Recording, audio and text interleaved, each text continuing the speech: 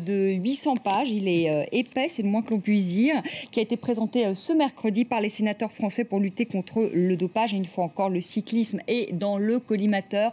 Alors 800 pages, mais est-ce qu'il y a des choses intéressantes dans ces 800 pages? Eh bien, je vais vous poser la question.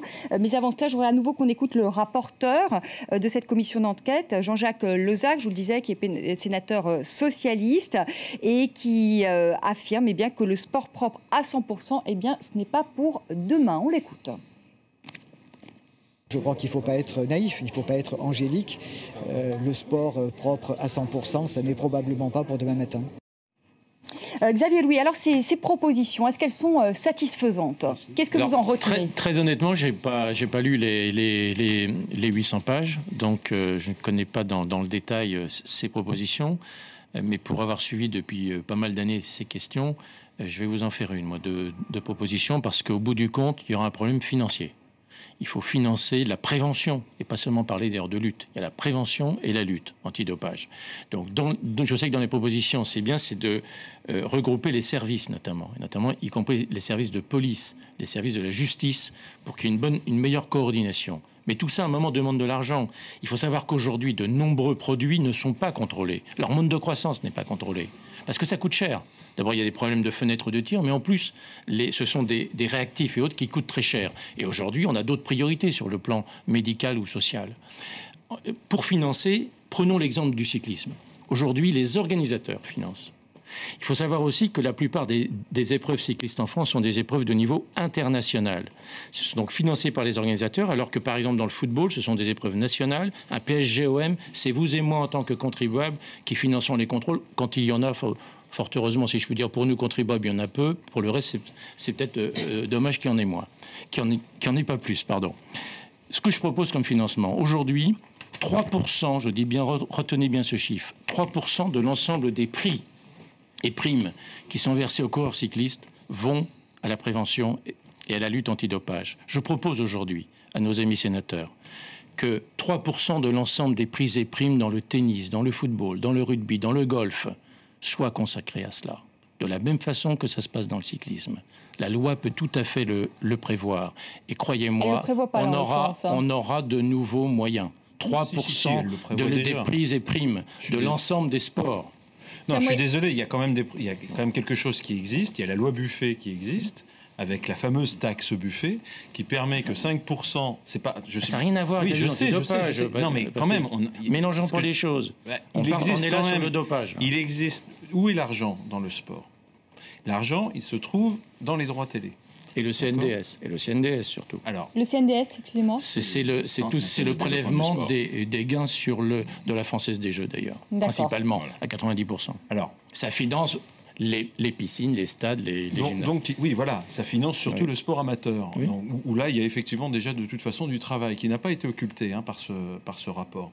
Mais en ce qui concerne les droits télé, on sait aujourd'hui, par exemple, que la taxe Buffet prévoit 5%, reverser 5% de ces droits télé, notamment pour alimenter la FLD, l'Agence française de lutte antidopage. On sait aussi que l'Agence française de lutte antidopage a à la fois peu et beaucoup d'argent. C'est peu au regard de tous les contrôles qu'il y a à faire. On est à peu près sur un budget de 8-9 millions d'euros. Oui, alors un mot quand même, c'est le laboratoire de détection de dopage de Châtenay-Malabry reçoit 100 000 euros par an, alors que celui de Lausanne en reçoit 600 000 euros. Est-ce qu'il ne fallait pas donner de l'argent, par exemple, à Slabo?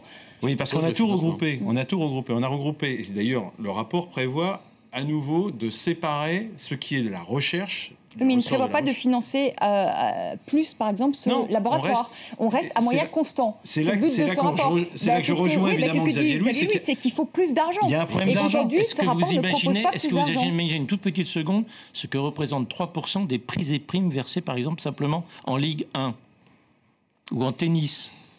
J'observe au passage d'ailleurs que quand on gagne Wimbledon, personne ne pose la question de savoir si vous êtes dopé. Quand vous gagnez le Tour de France, on vous le demande immédiatement. Oui, mais c'est Xavier, c'est profondément inégalitaire. Tous les sports ne gagnent pas la même argent, ne dispensent pas les mêmes sommes. Mais là, ce qui est terrible, c'est qu'ils gagnent moins et en plus, ils se font tout le temps contrôler. Alors, ceux qui gagnent plus se font rarement contrôler. Il y a un côté un peu injuste. Vous parlez du cyclisme. Je parle du cyclisme par rapport, par exemple, au football, ce que disait Xavier on Louis. le situe où? Enfin, il n'y a pas que le cyclisme aussi qui prend des coups, quoi. Il y a d'autres sports et pas seulement le cyclisme. Justement, l'allusion à laquelle fait Patrick est intéressante parce qu'il y a 15 jours, on a appris que les numéro 2 et numéro 3 de l'athlétisme mondial, Tyson Gay et Asafa Powell, étaient tous les deux positifs et ne participeraient pas au prochain championnat du monde d'athlétisme. Ça, c'est aussi une réponse partielle, je reconnais partielle, mais c'est aussi une réponse donnée au monde du cyclisme. Parce que moi, j'ai été souvent agacé dans ce milieu par la capacité qu'avaient les gens du cyclisme à systématiquement culpabiliser les autres sans aucune phrase, pour essayer de se dédouaner eux-mêmes. Mais dans le football, mais dans le tennis, mais dans la Formule 1, mais dans le ski. Mais moi, j'ai la chance de commenter en dehors du cyclisme d'autres grands sports, le tennis, le ski, ainsi de suite. Mais il y a aussi des contrôles. D'accord, mais moi je voudrais juste réagir à ce que vient de dire Jean-René, c'est que l'athlétisme, c'est le deuxième sport le plus contrôlé, comme par hasard. Et là, on trouve... Si on prend le tennis, par exemple, on sait que c'est moins contrôlé que le curling. C'est quand même paradoxal. Mais bon, moi, je voulais revenir aux propositions que j'ai vues. Simplement une précision. J'ai une petite précision. Je pense qu'elle n'est pas négligeable pour l'avenir. Le tennis vient d'adopter en France le passeport biologique. Ils ont annoncé qu'ils allaient faire des contrôles. On ne sait pas en quelle année, mais ils ont annoncé qu'ils allaient faire des contrôles. Jean Gachassin nous l'a dit il y a 15 jours. Jean-René, je suis désolé. Non, c'est complètement faux. Le tennis, ils annoncent qu'ils vont faire des contrôles. C'est inimaginable quand même. Ça fait 5 ans que ça existe. Ça fait 5 ans que ça existe. Non, je lisais les propositions, je les ai pas lues. J'ai pas lu les 800 pages du bouquin, ça c'est sûr. Je vois juste les 7 piliers. Je ne vois rien de nouveau de ce qui a été... Les 7 piliers, ça c'est de la com, hein, les 7 piliers. D'accord, mais il n'y a rien de nouveau de ce qui a été proposé. Nous, la Française des Jeux, on était une force de proposition. On a fait énormément de propositions pour essayer d'améliorer les choses. Et on en a fait une à X reprises. On n'a jamais été suivi, ni par les autorités sportives, ni par les autorités politiques. Entre autres, c'est de demander qu'on revienne sur la libéralisation de l'utilisation des corticoïdes dans le sport. On se bat, c'est un vrai fléau dans le sport, dans tous les sports. Aujourd'hui, on fait même des infiltrations sur un stade de foot ou de rugby. Ça ne gêne personne. Dans le vélo, c'est vraiment c'est catastrophique. On a demandé, l'AMA a libéralisé quasi totalement l'utilisation des corticos. Ça fait des années et des années qu'on demande aux autorités sportives, à l'AMA, à la FLD, au ministère de la Santé. Personne ne nous répond. Il a fallu attendre cette année. Pourquoi? J'en sais rien. Il a fallu attendre cette année que Marisol Touraine nous réponde qu'elle a pris en considération notre courrier de demande de faire en sorte qu'on revienne sur la législation des corticos. Ça, c'est simple, parce qu'on peut faire tous les discours du monde. Si ce n'est pas suivi d'effet, d'une volonté réelle par les hommes et les gens qui gouvernent ça avec les moyens à disposition, ça ne sert à rien. Ce n'est pas parce qu'on va se référer à ce qui s'est passé en 4 ans. On peut construire l'Europe aujourd'hui si on veut. Excusez-moi, on peut vouloir construire l'Europe aujourd'hui et on n'est pas obligé pour ça de répéter à chaque moment qu'il y a eu Auschwitz. On va jamais avancer. 98 ne fait pas avancer le problème aujourd'hui. Moi, ce qui me plaît de voir, c'est que depuis quelques années, en France, dans les équipes françaises, il n'y a pas de problème. Il y a de temps en temps des tricheurs. On n'aura jamais une société sans voleurs. Faut pas rêver. Il y aura tout. Le problème, c'est qu'il n'y a plus de dopage organisé. C'est ça le plus important. Légiférer sur les corticoïdes, c'est quoi exactement? Faire en sorte, si vous voulez, aujourd'hui, si vous voulez, le mode d'administration des corticos, quel qu'il soit, est indétectable. Donc il y a des techniques d'administration du cortico qui ne sont pas autorisées et d'autres qui le sont. Mais comme, au final, quand on fait la détection, qu'on découvre qu'il y a des corticoïdes dans le corps d'un individu, soit au niveau sanguin, soit au niveau urinaire, on ne peut pas savoir par quelle voie d'administration ça a été donné. Donc, ça veut dire que tout est possible. Et comme on sait aujourd'hui que les corticoïdes sont une substance qui stimule la performance, c'est utilisé par tout le monde. C'est détourné, il y a un mésusage. C'est rien, c'est une volonté politique. et administrative de répondre. Est-ce que c'est une bonne piste, ce que propose Gérard Guillaume, légiférer sur les corticoïdes? Bien sûr, mais d'ailleurs c'était un moment, effectivement ça a été retiré, on s'est demandé pourquoi, parce que moi en plus j'ai dirigé le Tour de France à une époque où d'ailleurs c'était pas l'époque de l'EPO, c'était plutôt les corticoïdes, on les a vus se développer à ce moment-là, mais il y avait une discussion, hein, Gérard, savoir si c'était, d'abord si c'était un dopant. Et je sais qu'il y a une discussion là-dessus. Les médecins ne sont pas tous d'accord là-dessus. Non, il y a eu un moment, mais il y a eu une discussion. À l'époque, il y avait une discussion, comme sur les anabolisants. Il y a des médecins qui disaient que c'était même nécessaire, que pour faire un Tour de France, il fallait soigner et courir avec des anabolisants. Vous voyez, bon, donc il y a des époques, il y a des modes, si je puis dire. Donc, mais aujourd'hui, Gérard Guillaume a évidemment raison. On en connaît, il le sait mieux que nous, quels sont les inconvénients et les dangers, d'abord sur le plan médical, simplement, sur le plan de la santé, en dehors même d'améliorer ou non les performances. Il y a des médicaments, tous les médicaments d'ailleurs, à un moment donné, sont dangereux. Et le rôle des médecins, on l'a peut-être pas assez dit et rappelé, le rôle des médecins, il est d'abord, évidemment, ils sont pas là, comme ça a été le cas à une époque, pour améliorer la performance des sportifs, mais au contraire pour les soigner, veiller à leur santé. Donc les accompagner, ça peut vouloir dire, et là je parle sous couvert de Gérard Guillaume, ça peut vouloir dire pendant un Tour de France à un moment d'administrer certains médicaments qui sont autorisés et qui peuvent être nécessaires pour récupérer, pour simplement tenir pendant 3 semaines, parce qu'on est dans la haute performance. Mais c'est surtout leur rôle. C'est contrôler le dopage finalement. Non, pas du tout. Justement. Non, on parle pas de. Non, on parle de dopage. Ça veut dire tricher. Non, mais quand vous dites se doper. Attendez. Il faut dire ce qui est. Il y a une liste de médicaments qui sont interdits. Si vous les prenez, vous vous dopez, c'est-à-dire que vous trichez. En revanche, il y a plein de médicaments qui sont autorisés. Si vous prenez de l'aspirine ou autre pendant un Tour de France, ça peut être nécessaire. D'ailleurs, ça peut vous faire du bien, mais c'est pas interdit. Vous ne vous dopez pas à ce moment-là. C'est quoi les substances utilisées par les cyclistes aujourd'hui? Je pense qu'il faudrait demander au médecin, il le dira mieux que moi. Guillaume. D'abord, juste un mot sur médecine et performance. Moi, je me bats depuis des années pour dissocier la présence médicale et la performance. Donc, mon métier n'est pas être un médecin de la performance et je refuse totalement d'être associé à la performance des sportifs dont j'ai la responsabilité. Ça, c'est clair et net. Ce qu'il faut bien dire aussi, ce qui n'est pas le cas de tous les médecins de toutes les équipes présentes sur le dernier Tour de France, par exemple. Et ça, c'est une mesure qui est facile à prendre, c'est de faire en sorte que les médecins dans les équipes, quel que soit le sport, ne soient pas intéressés d'une manière ou d'une autre, et surtout financièrement, par la performance. Moi, j'accompagne des cyclistes dans le vélo ou des athlètes en athlétisme uniquement pour préserver leur santé, point barre.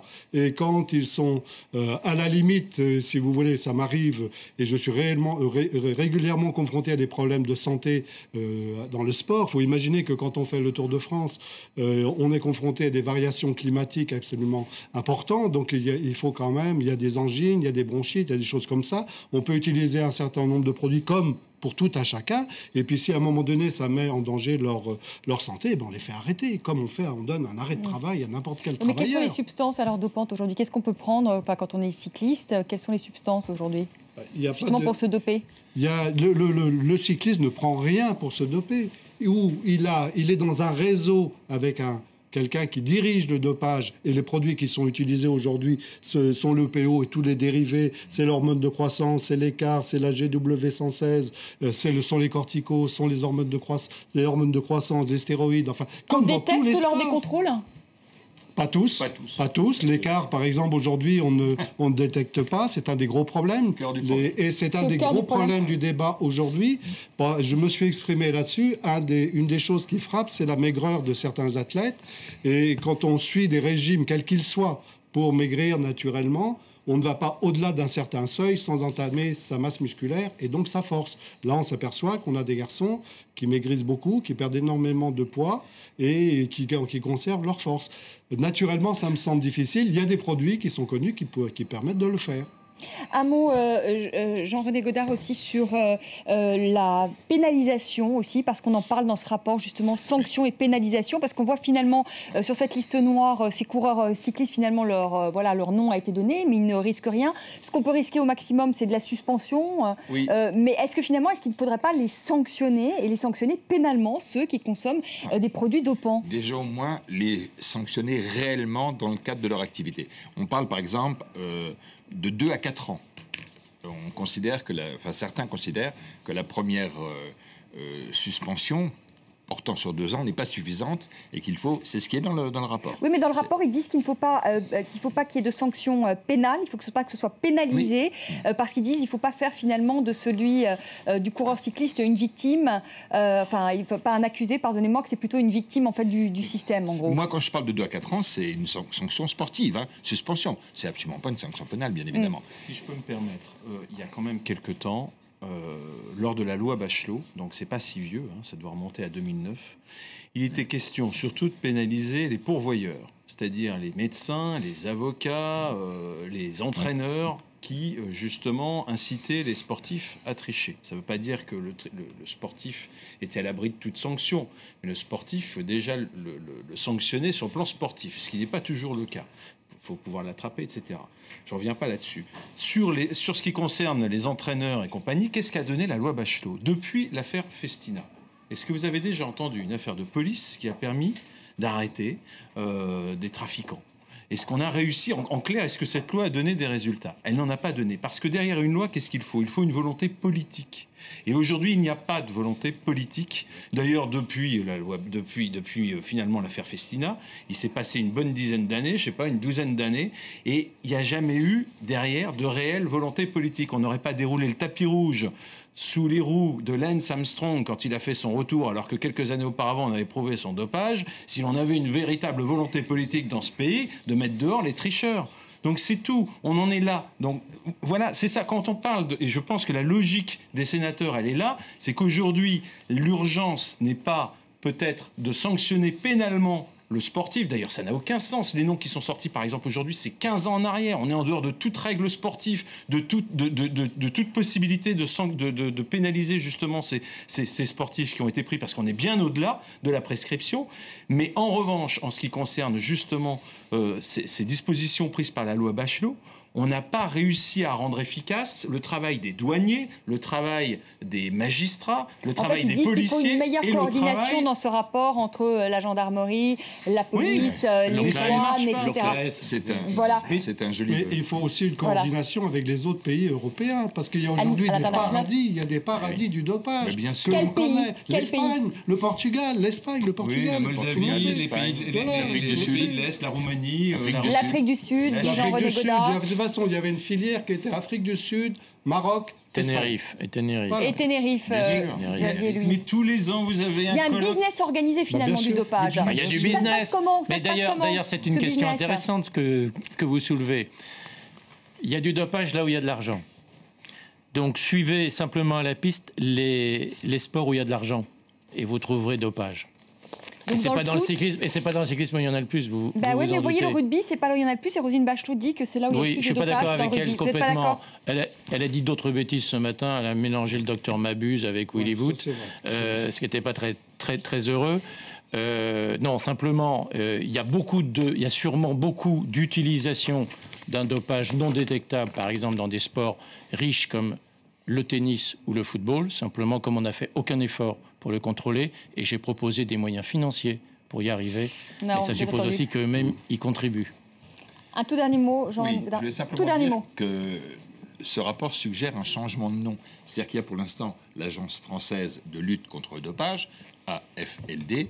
Ils veulent l'appeler maintenant Agence de prévention et de lutte contre le dopage. Ce n'est pas négligeable. Si c'était suivi des faits, ce serait probablement le plus grand succès de ce rapport. Mais la chose la plus importante, juste à dire, c'est qu'il faut... Un mot. Il faut séparer les juges et parties. Il ne faut pas que ce soit... Le monde sportif de l'agence de lutte. Il ne faut pas que ce soit les fédérations qui gèrent ça. C'est ce qui a été annoncé de mieux aujourd'hui. Voilà, et c'est ce qui a été annoncé en effet aujourd'hui. Séparer donc les fédérations en fait de l'agence de lutte contre le dopage. Et en tout cas, c'est ce qui est dit dans ce rapport. Merci à tous les quatre d'avoir participé à ce débat. Vous restez ici avec nous et vous pouvez réagir. On va tout de suite rejoindre Karim Yayaoui pour sa chronique, son papier, un œil sur les médias. Et on parle encore évidemment du dopage, tout ce qui est dit sur la question sur la toile et sur Twitter. Alors sur les sites d'information, on se pose une question toute simple finalement. Qui a gagné le Tour de France 1998 parce que finalement avec ce gruyère dans ce classement, c'est bien difficile à savoir jusqu'où faut-il remonter pour trouver un coureur à l'eau claire pendant cette période. Et puis sur Twitter, il y a pas mal de réactions. notamment celle de Julien Binet. Et finalement, il nous rappelle qu'à l'époque, on s'était beaucoup acharné sur Richard Virenque. Il a été traîné dans la boue alors qu'il combattait à armes égales. Enfin, presque, parce que tous n'étaient pas dopés tout de même. Mais en tout cas, il rappelle qu'à cette époque, on avait beaucoup parlé de Richard Virenque. Et puis, le site du Huffington Post, lui, il ne s'arrête pas seulement sur l'année 1998. Il parle d'autres podiums qui ont été chamboulés, notamment 96, 97 et 98, 96 avec la victoire de Björn Riis. Et on a ces noms qui sont barrés. Sur les 9 premiers, il n'y en a plus que 2 qui sont... dont on est sûr qu'ils n'ont pas été dopés, enfin sûr, Peter Luttenberger, qui est devenu finalement le vainqueur officieux. Et pour l'année 1997, c'est un petit peu la même donne, avec cette liste de noms barrés sur 10 coureurs. Il reste Abraham Olano, qui est le vainqueur officieux, José Maria Jiménez et Roberto Conti, Jan Ullrich, Richard Virenque et Marco Pantani. Marco Pantani en 98 aussi. Vous avez regardé la liste des 10 100 mètres les plus rapides de l'histoire, il y en a 7. Eh ben, on va en parler un petit peu plus tard. Ouais. Mais Abraham Olano... Oui, il est dans la liste. Et dans la liste. Et dans la liste. Attention. Alors évidemment, on parle aussi beaucoup de Chris Froome depuis ce dernier Tour de France. On se rappelle aussi que la ministre des Sports lui a demandé de rendre public son passeport biométrique et elle s'exprime aujourd'hui du côté de la presse régionale dans Paris-Normandie. Elle a un petit peu les mots qu'on entend à chaque fois dans la bouche des ministres des Sports. Il faut lever l'omerta sur le dopage, la lutte n'est pas finie. Alors c'est vrai qu'on les entend toujours dire ça chaque année, chaque Tour de France et chaque gouvernement. Et puis cette réaction de certains coureurs, mais pourquoi traquer les dopés 15 ans après? Il y a un de nos invités qui l'expliquait. Lever l'omerta il y a 15 ans, ça n'a pas beaucoup de sens. Lever l'omerta aujourd'hui, ça serait beaucoup plus intelligent. Oui, c'est sûr, mais c'est vrai qu'on l'entend depuis des années, cette volonté de lever l'omerta. En tout cas, certains coureurs expliquent qu'ils ne comprennent pas pourquoi ça ressort aujourd'hui. Et puis, je vais montrer aussi cette réaction de Jackie Durand, qui s'est exprimé du côté d'Ouest France et qui s'est pas mal exprimé ces dernières 48 heures. Lui explique que la nouvelle génération ne doit pas payer pour nos conneries. Il raconte... Il a été remarquable. Ouais. Hier soir et ce matin, Jackie Durand a été absolument remarquable. Il assume, ce qui est très très rare dans le monde du cyclisme. Il a fait ce que 31 Tours de France commentés. Exactement. J'ai rarement vu quelqu'un assumer comme Jackie Durand l'a fait. Ça c'est bien, ça c'est un vrai message. Alors d'un côté, il explique qu'il ne faut pas salir ceux qui courent aujourd'hui parce que pour lui, cette année 98 est une année à part parce qu'il y avait une fuite en avant extraordinaire dans le dopage et qu'il ne faut pas forcément tirer des conclusions aujourd'hui par rapport à ce qui s'est passé il y a une quinzaine d'années. C'est ce qu'il faut dire, effectivement. Jackie Durand, en plus, est rappelé ce que disait Gérard Guillaume tout à l'heure, qu'il l'a bien connu à la Française des Jeux. Jackie a connu les deux périodes, c'est-à-dire qu'il a continué le vélo, et Dieu sait qu'il l'a bien servi d'ailleurs, sans se doper. Et je trouve que c'est quelqu'un qui aime son sport, qui a fait honneur à son sport justement, et qui a le courage de reconnaître ses conneries, comme il a dit. Alors du côté de Libération, justement, on a le point de vue d'un jeune coureur, d'une des révélations de ce Tour de France, Romain Bardet, qui lui, on lui pose la question, alors comment vous réagissez lorsque vous vous dites que peut-être d'autres qui sont en train de rouler devant vous sont dopés? Lui explique qu'il n'y pense pas une seconde, parce que s'il se met dans cette logique-là, c'est une façon de se saborder mentalement, et c'est une façon, en quelque sorte, d'abandonner. Donc il préfère, explique-t-il, lutter de façon propre, sans se poser ces questions qui le pollue finalement dans sa course. Il y a un coureur qui s'appelle Sandy Cazard, qui était leader de la Française des Jeux, qui existe toujours d'ailleurs, mais qui pendant des années a vécu cette mauvaise période où lui, effectivement, a fait le choix de ne pas rentrer dans le système EPO. Et Sandy disait justement, j'y pense pas, parce que sinon, effectivement, je fais un autre métier. Alors on parle aussi beaucoup de Chris Froome.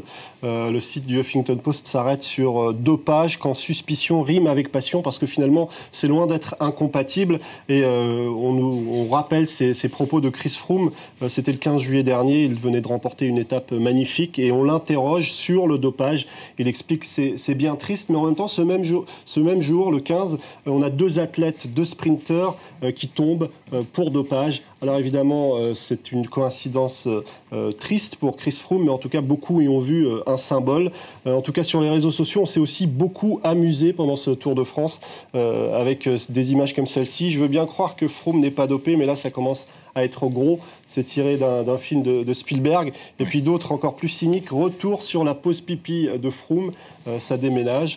D'autres réactions comme celle-ci, avec cette fausse pancarte, le personnel de bord tient à votre disposition un container spécial sur demande. C'est les compagnies aériennes qui se préparaient au retour des coureurs du Tour de France. Et puis on a même le droit aujourd'hui à un faux magazine, Dopage Magazine, comment feindre la surprise si la police découvre 400 seringues dans votre break. Et puis pour finir peut-être ce chiffre qui a été largement commenté, repris par beaucoup d'internautes. 413 watts de puissance moyenne. Froome fait mieux qu'Armstrong en 1999. De quoi relancer encore la suspicion. Ce qui est un chiffre, c'est le phénomène de la presse, c'est qu'on sort un chiffre qui n'est absolument pas validé sur le plan scientifique. Et tout le monde le reprend. Et les réseaux sociaux, je ne parle pas de la presse seulement, mais je parle surtout des réseaux sociaux. C'est des faux experts qui ont balancé ça, qui ont été repris dans Le Monde, parce que Le Monde ne s'intéresse au vélo qu'à travers le fait de dire que tout le monde est dopé. Je pense que Le Monde, c'est tout ce qu'ils savent. En tout cas, ce qui est intéressant, c'est que lorsqu'on parle de Froome, on le met toujours presque tout le temps en comparaison avec Armstrong et avec cette période de la fin des années 90. Allez, on regarde cet extrait, Coluche. Ah oui, très rapidement, c'est 10 secondes d'un sketch de Coluche des années 80, comme quoi le dopage, ça ne vient pas forcément d'hier. Regardez. On regarde. Parlez le doping. Je vous parle le vrai doping, celui qui gagne les records avec et tout. Alors mettons qu'ils arrêtent. On aura l'air malin devant nos téléviseurs en attendant qu'ils battent les records. Et puis le Tour de France, pour arriver le 14 juillet, il faudra qu'ils partent à Noël. Alors, ce qui est intéressant dans ce sketch, c'est aussi qu'il porte en lui toute cette pression aussi du spectacle, parce qu'on reproche aux coureurs de se doper, mais en même temps, on exige qu'ils battent toujours plus de records. Merci Karim pour votre chronique. On vous retrouve un peu plus tard. Merci à tous les quatre d'avoir participé à ce débat. Merci à vous de l'avoir suivi. Je vous retrouve demain, 19h10, pour une nouvelle émission. Tout de suite, le journal. À demain. À demain.